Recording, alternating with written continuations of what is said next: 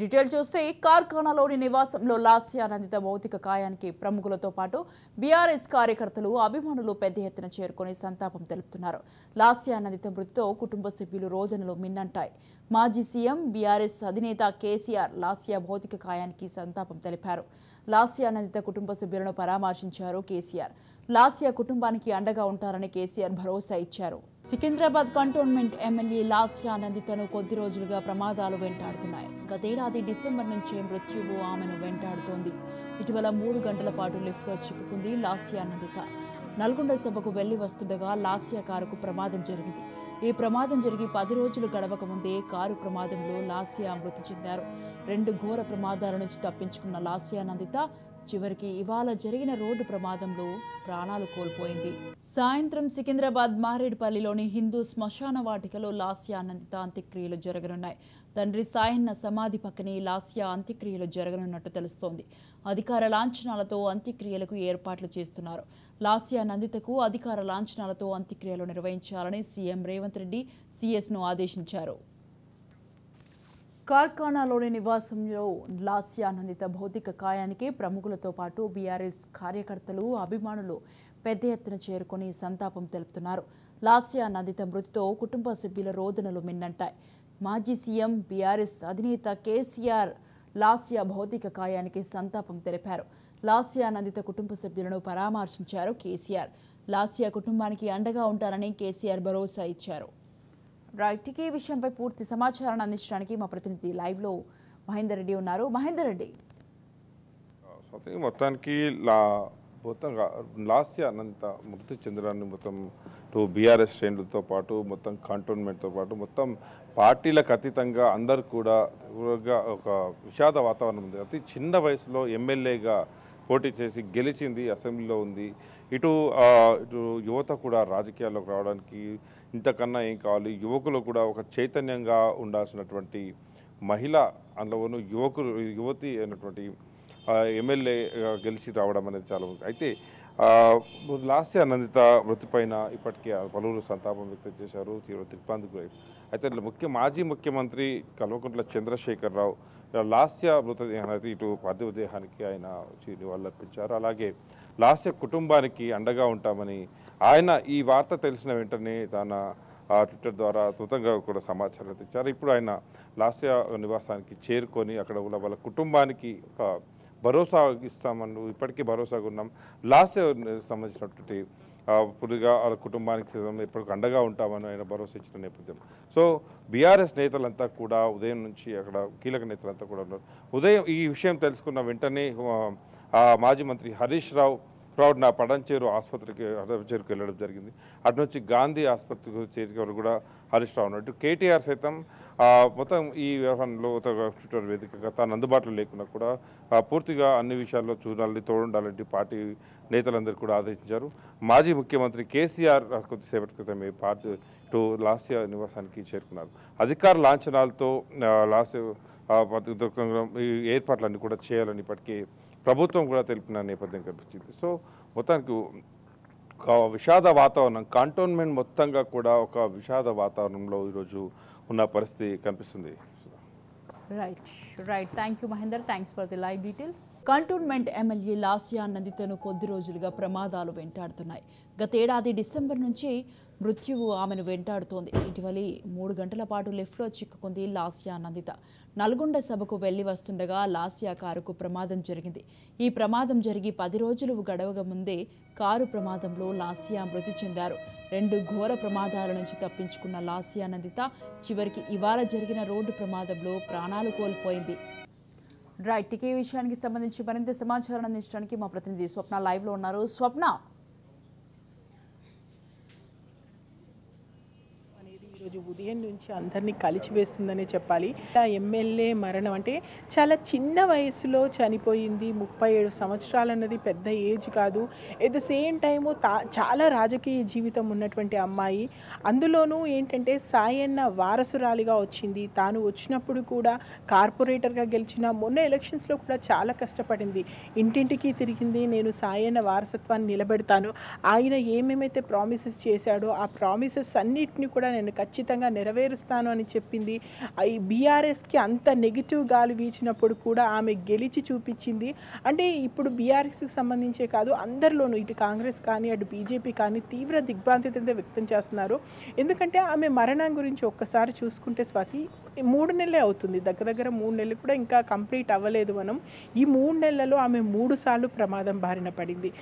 మొన్న చూసుకుంటే తను జస్ట్ ఎమ్మెల్యేగా ప్రమాణ స్వీకారం అయ్యి 2వ ప్రోగ్రాము 3వ ప్రోగ్రాము అనుకుంటాను అంతే, స్కూల్లో చిన్న కల్చరల్ యాక్టివిటీ ఉంటే అక్కడికి వెళ్ళి ఆ అమ్మాయి లిఫ్ట్లో ఇరుక్కుపోయింది. అసలు చాలాసేపు దాదాపు 1 గంట పాటు లిఫ్ట్లో ఇరుక్కుపోయింది.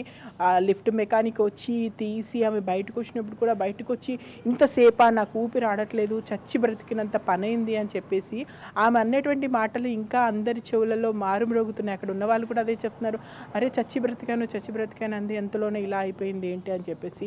మొన్న కేసీఆర్ సభకు సంబంధించి కూడా చూసుకున్నాం. కేసీఆర్ సభ నల్గొండకు సంబంధించి ఆమె వస్తున్నప్పుడు ఆమె వెహికల్కి ఆటో అడ్డు రావడం, అందులోంచి ముందు వెళ్ళి సడన్ బ్రేక్ వేసినప్పుడు అక్కడ హోమ్ గార్డ్ చనిపోయారు. ఈ ఇష్యూ కూడా చాలా పెద్దదైపోయింది.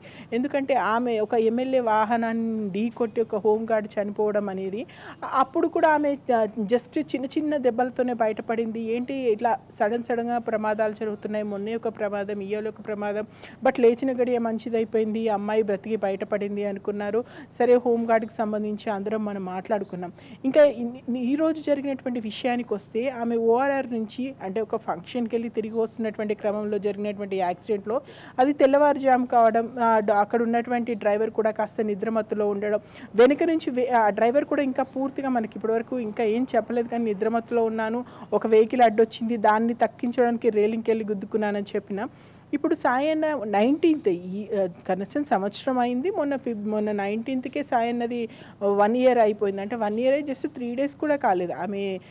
ఆమెకంటే అది 3ని మనం ఎలా తీసుకుందామో తెలియదు కానీ జస్ట్ 3 నెలల వ్యవధిలోనే 3 సార్లు ప్రమాదానికి గురైంది. తన తండ్రి మరణించిన 3 రోజులు కూడా ఇంకా అంటే మధ్యలో 3 రోజులు గ్యాప్ ఉంది అంతే. ఇప్పుడు తనకి అంటే ఇలాంటి మరణాన్ని మనం ఏ విధంగా తీసుకుందాము అంటే ఒక 3 నెలలుగా ఆమెను మరణం వెంటాడుతుంది అనుకుందామా మనం. అంటే ఒక స్టెప్ నుంచి ఒక స్టెప్ తప్పించుకునేటువంటి ప్రయత్నం చేసింది. అంటే అదే కంటోన్మెంట్ నుంచి సాయన్నకు వారసురాలుగా వచ్చింది. తన అనారోగ్య కారణాల వల్ల చనిపోయిన తర్వాత ఈ అమ్మాయి ఖచ్చితంగా నిలదొక్కుంటుంది, ఈ అమ్మాయికి మంచి రాజకీయ భవిష్యత్తు ఉంది, కార్పొరేటర్ కూడా ప్రజల్లోకి వెళ్ళగలుగుతుంది అనుకున్నటువంటి టైంలో ఇప్పుడు అక్కడికి వెళ్ళినటువంటి కోమటిరెడ్డి వెంకటరెడ్డి కానీ కేసీఆర్ కానీ వీళ్ళందరూ అదే చెప్తున్నారు, అమ్మాయికి చాలా మంచి రాజకీయ భవిష్యత్తు ఉందనుకున్నాము, ఏ పార్టీలో ఉన్నా సరే నా నియోజకవర్గానికి సంబంధించి ఇది చెయ్యండి అని చెప్పేసి ఈవెన్ కాంగ్రెస్తో టచ్లో ఉన్న వాళ్ళతో కూడా మాట్లాడారు. వెంకటరెడ్డి కూడా స్వయంగా అక్కడికి వెళ్ళి ఆమె నివాసం దగ్గర ప్రామిస్ చేసింది, ఆమె ఏమైతే ప్రజలకు నేను ఇస్తాను మాటలు అని హామీ ఇచ్చిందో అవన్నీ నేను నెరవేరుస్తానని చెప్పడము. సో అందరిలో కూడా ఒక పాజిటివ్గా ఆమె పట్ల ఉన్నటువంటి అభిప్రాయాన్ని మనకు తెలియజేస్తుంది. ఎప్పటితో పెద్దగా గొడవ పెట్టుకొని ఆమెకు పెద్ద కాంట్రవర్సీలో ఇరుక్కున్నటువంటి మనిషి కూడా కాదు, చాలా సాదాసీదాగా ఉంది, చక్కగా ప్రజల్లోకి వెళ్ళింది, ప్రజల్లో మమేకమైంది. మహిళలు చాలా తక్కువగా వస్తున్నారు, వారసురాలుగా వచ్చిన వాళ్ళు నిలదొక్కోలేకపోతున్నారు అనేటువంటి క్రమంలో ఈ అమ్మాయి గట్టిగా ప్రయత్నించి సాయన్న వారసురాలుగా నిలదొక్కున్నది. అయినప్పటికీ కూడా ఇది మనం యాదృచ్ఛితం అనుకుందామా లేదంటే ఆ దైవ నిర్ణయం అనుకుందామా తెలియదు. కేవలం సంవత్సరం వ్యవధిలో తన తండ్రి చనిపోయినటువంటి సంవత్సరం అయింది అంతే.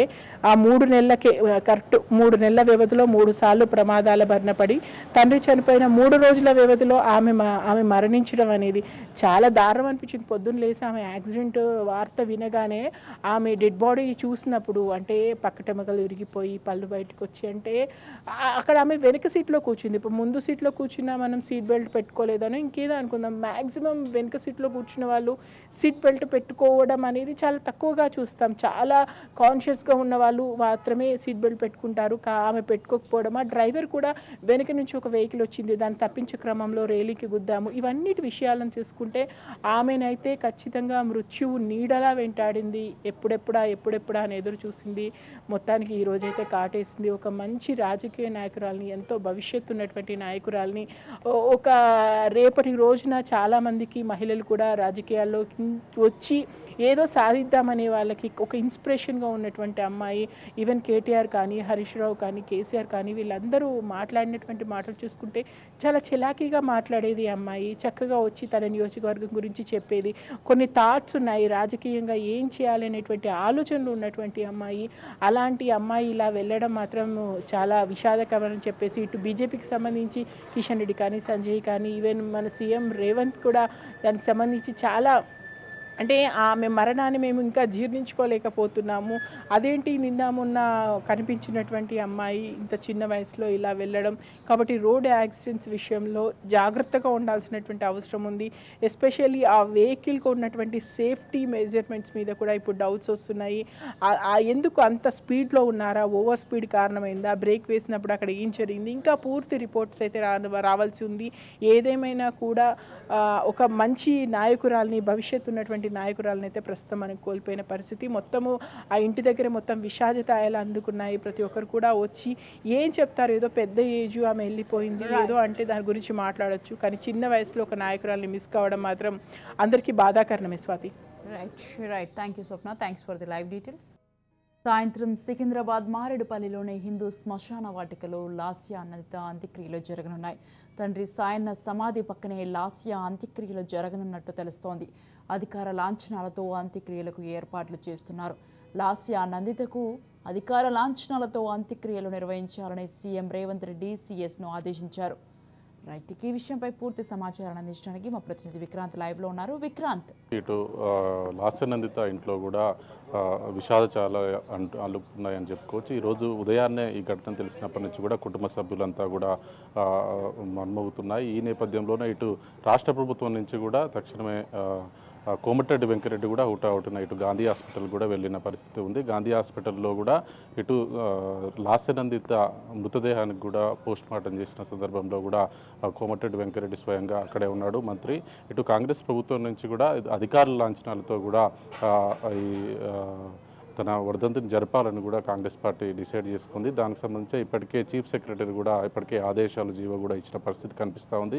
ఈరోజు సాయంత్రం 6 గంటలకు దాదాపు సికింద్రాబాద్ శ్మశాన వాటికలో కూడా తన తండ్రి అంత్యక్రియలు జరిగిన దగ్గరే దాని పక్కనే కూడా ఇటు సాయన్న కూతురు లాస్య నందితకు సంబంధించి కూడా అంత్యక్రియలు అధికారిక లాంఛనాలతో కూడా జరగబోతూ ఉన్నాయి. ఏదేమైనప్పటికీ ముఖ్యమంత్రి స్వయంగా రేవంత్ రెడ్డి లాస్య నందిత ఇంటికి వెళ్ళాలని అనుకున్నప్పటికీ ఈరోజు మేడారం జాతర ఉన్న సందర్భంలో కూడా అక్కడికి ముఖ్యమంత్రి షెడ్యూల్ ఉన్న నేపథ్యంలో కూడా అప్పటికే ఆలస్యమైన నేపథ్యంలో కూడా హుటాహుటిన ముఖ్యమంత్రి రేవంత్ రెడ్డి కూడా మేడారానికి హెలికాప్టర్లో కూడా బయలుదేరి వెళ్ళిన పరిస్థితి ఉంది. ఈ నేపథ్యంలోనే ఇటు రోడ్లు భవనాల శాఖ మంత్రి కాంగ్రెస్ పార్టీ సీనియర్ నేత అయినటువంటి కోమటిరెడ్డి వెంకరెడ్డిని కూడా గాంధీ హాస్పిటల్కు ముఖ్యమంత్రి రేవంత్ రెడ్డి వెళ్లాలని సూచించాడు. ఆ నేపథ్యంలోనే వెంటనే కోమటిరెడ్డి వెంకరెడ్డి కూడా ఈ నల్గొండ జిల్లాలో ఈరోజు పర్యటించాల్సిన అవసరం ఉండే, కానీ దాన్ని పర్యటన కూడా వాయిదా వేసుకొని ఈరోజు లాస్య నందిత మృతదేహం వద్ద కూడా కోమటిరెడ్డి వెంకరెడ్డి వెళ్ళారు. వాళ్ళ కుటుంబ సభ్యులను కూడా ఓదార్చారు. ఆ తర్వాత కూడా వారి కోరిక మేరకు ఇటు అధికారిక లాంఛనాలతో కూడా అంత్యక్రియలు జరపాలని కూడా ఇటు ముఖ్యమంత్రి రేవంత్ రెడ్డితో కూడా స్వయంగా కోమటిరెడ్డి వెంకరెడ్డి వాళ్ళ కుటుంబ సభ్యులతో కూడా మాట్లాడించిన సందర్భం కనిపించింది. ఆ తర్వాత ముఖ్యమంత్రి రేవంత్ రెడ్డి కూడా చీఫ్ సెక్రటరీకి ఆదేశించడంతో కూడా చీఫ్ సెక్రటరీ అంత్యక్రియలకు కూడా ఇప్పటికే సిద్ధం చేసిన పరిస్థితి కనిపిస్తూ ఉంది. తన తండ్రి సాయన్న కూడా ఇటు ఎమ్మెల్యేగా అనేక మార్లు ఉన్న సందర్భం కనిపిస్తూ ఉంది. ఆ తర్వాత జరిగినటువంటి తను చనిపోయిన సందర్భంలో అదే ప్లేస్ నుంచి కూడా కంటోన్మెంట్ నుంచి తన కూతురు లాస్య నందిత కూడా పోటీ చేసి కేవలం 3 నెలలు కాకముందే కూడా తను కూడా మృత్యువాత పడడంతో కూడా ఇటు కంటోన్మెంట్ ప్రజలంతా కూడా ఒక్కసారిగా దిగ్భ్రాంతికి గురయ్యారు. ఎందుకంటే తన తండ్రి కూడా ఎమ్మెల్యేగా ఉన్న సమయంలోనే చనిపోయారు. తన తర్వాత వచ్చినటువంటి తన కూతురు కూడా కేవలం 3 నెలల కాలం కూడా ఎమ్మెల్యేగా ఉండక ముందుకే చనిపోవడంతో కూడా తీవ్ర దిగ్భ్రాంతి వ్యక్తం చేస్తూ ఉన్నారు. కంటోన్మెంట్కి సంబంధించే కాకుండా బీఆర్ఎస్ నేతలు కూడా ఎక్కువ మొత్తంలో కూడా తన ఇంటికి చేరుకున్న పరిస్థితి కనిపిస్తూ ఉంది. తన ప్రతి ఒక్కరు కూడా కంటతడి పెట్టిన పరిస్థితి మాత్రం ఇక్కడ కనిపిస్తూ ఉంది. ఏదైపోయినప్పటికీ కాంగ్రెస్ ప్రభుత్వం కూడా ఇటు అధికారుల లాంఛనాలతో కూడా చేయాలని నిర్ణయించుకున్నారు. దానికి సంబంధించి ఇప్పటికే ఆ ఏర్పాట్లు కూడా పూర్తిగా వస్తూ ఉన్నాయి. ఈరోజు సాయంత్రం 6 గంటల సమయంలో మాత్రం సికింద్రాబాద్లోని శ్మశాన వాటికలో తన తండ్రి సాయన్న శ్మశాన సమాధి పక్కనే కూడా ఈ లాస్య నందితది కూడా అంత్యక్రియలు మాత్రం ప్రభుత్వ లాంఛనాలతో కూడా జరిగే అవకాశం కనిపిస్తూ ఉంది. Swathi. Right, thank you Vikrant, thanks for the live details.